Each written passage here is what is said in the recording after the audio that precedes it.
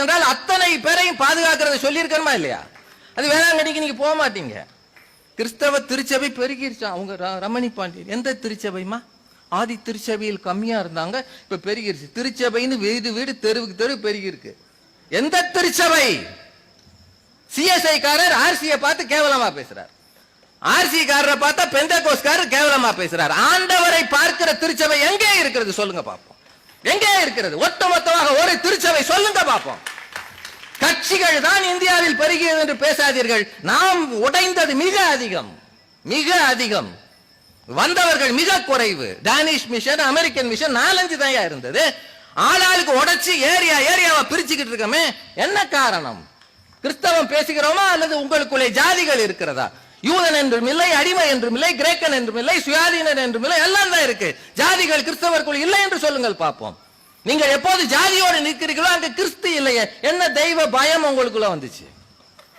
பேசணும், தயவு செய்து சரியா பேசணும். அப்புறம் தேவைக்கு தான் அவரை கூப்பிடணும்னு மெய்யரசு, அவங்க பாஸ்டருக்கு படிக்கிறவங்க.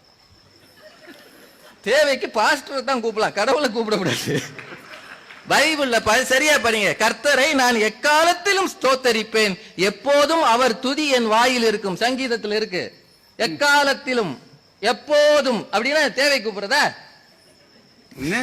பாஸ்டரை கூப்பிடலாம், வாங்க ஒரு பிரேயர் பண்ணுங்க, வந்து சாப்பிட்டு போங்க, அது தேவைக்கு. என்னமா அது? கிறிஸ்தவர்கள் எதிர் தாக்குதல் நடத்தாததால் தான் இந்தியா அமைதி பூங்காவாக இருந்தது. கிறிஸ்தவர்கள் எப்படி தாக்குதல் நடத்துவார்கள்? எதுக்கு நடத்தணும்? அவ்வளவு பலம் இருக்கா? என்ன பலம் இருக்கு உங்களுக்கு? இந்தியா ஏன் அமைதி பூங்காவாக இருக்கிறது என்றால் மற்றவர்களுக்கு இருக்கிற சகிப்புத்தன்மையால் இருக்கிறது. சத்தியம் பேசணும். எங்கேயும் பிரச்சனை பண்ணுவதற்கு கிறிஸ்தவர்கள் போகக்கூடாது. பிரச்சனை எங்கும் பண்ண வேண்டாம். இருக்கிற இடம் எல்லாம் கிறிஸ்தவம். நீ உனக்குள்ள இருந்தீனா அடுத்தவனுக்குள்ள ஏன் திணிக்கிற? இந்த கேள்வியை கேட்டிருக்கமா நாம? எப்ப என்ன எதை எடுத்து தகவல் தொழில்நுட்பம் கிறிஸ்தவர்களால் வளர்ந்துருச்சான். பூமி தட்டையானதுன்னு சொன்னது நாம தான்.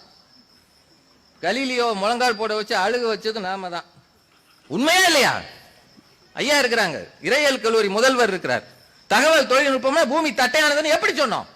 இன்னைக்கு சர்ச் ரோம்ல அவர் மன்னிப்பு கேட்டார். அது போப்பாண்டவர் மன்னிப்பு கேட்டார். நாங்க செஞ்சது தப்பு, ரொம்ப காலத்துக்கு முன்னாடி கலீலியோ செய்ததற்கு இப்ப மன்னிப்பு கேட்கிறோம்.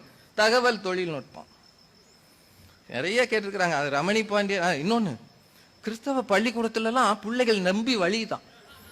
மே மாச டீச்சர்ல புள்ள பிடிச்சிட்டு அலையுது. நீங்க கிறிஸ்தவ டீச்சரை பார்த்து அலறி ஓடுறான். எல்லா பள்ளிக்கூடத்திலயுமே தான் அப்படிதான் இருக்கு. இல்ல நான் சொல்றது பொதுவா. எல்லா பள்ளிக்கூடத்திலும் நல்லா யோசிச்சு பாருங்க. மற்ற பள்ளிக்கூடங்களுக்கு எல்லாம் கட்டுமான வசதி இருக்கிறது, கிறிஸ்தவ பள்ளிக்கூடங்கள் பரிதாபமாக இருக்கிறது. அருமை. நான் திண்டுக்கல்ல நான் போனேங்க. திண்டுக்கல்ல அது ஒரு டட்லி ஸ்கூலா, அந்த ஸ்கூலுக்கு போனேன். நான் பேசுறதுக்காக போனேன். பாத்ரூம் போகணும்னு கேட்டேன். டீச்சர்ஸ் பாத்ரூம் கூட்டு போனாங்க. தாப்பால் இல்ல, தண்ணியும் இல்ல. டீச்சர்ஸ் பாத்ரூம் எப்படி இருந்தது அப்படின்னா மத்தத பாருங்க, யோசிச்சு பாருங்க.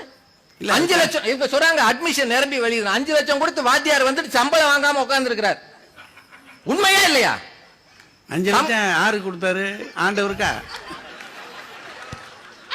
ஆளுபவருக்கு சொன்னோம்னா இது வேற பிறகு எல்லாரும் உட்கார்ந்து இருக்கீங்க, இது வேற வம்பு இல்ல. அது வேண்டாம் வேண்டாம் வேண்டாம். ஏன்னா யார சொல்றது எல்லாம் அவங்க எல்லாம் தேவ பக்தியில மேல போயிட்டாங்க. ஏமா கொடுமை பண்ற கிறிஸ்தவ ஸ்கூலை பத்தி. அதுல இறையியல் கல்லூரிகள் நிறைய பேர் வந்து படிக்கிறாங்க. இந்த கேள்விக்கு மட்டும் தயவு செய்து பதில் சொல்லுங்க. இறையியல் கல்லூரியில் படிக்கிறவர்கள் பேர்ல எனக்கு தனியான மரியாதை உண்டு. நீங்கள் எல்லாம் பாஸ்டர்கள் ஆகும்போது நன்றாக இருக்கிறீர்கள், கரஸ்பாண்டன்ட் ஆகும்போது ஏன் மாறுகிறீர்கள்? இந்த கேள்விக்கு நீங்க தயவு செய்து பதில் சொல்லணும். ஞாயிற்றுக்கிழமை நீங்க கோயில்ல நின்று பேசும்போது முன்னாடி உட்கார்ந்து இருக்கிற அந்த பெண் ஒரு டீச்சர், அவ நம்முடைய சபையின் அங்கத்தினர். அன்னைக்கு பேசுகிற வார்த்தைகளில் ஆண்டவர் தெரிகிறார். ஆனால் சாயந்தரம் போய் 1 மாதம் எனக்கு மெட்டர்னிட்டி லீவ் வேணும்னா அவர் பேசுகிற பேச்சு, அவர் பேசினா பரவாயில்ல, ஒரு வீட்டம்மா பேசுது. ஐயா இப்ப பார்க்க முடியாது.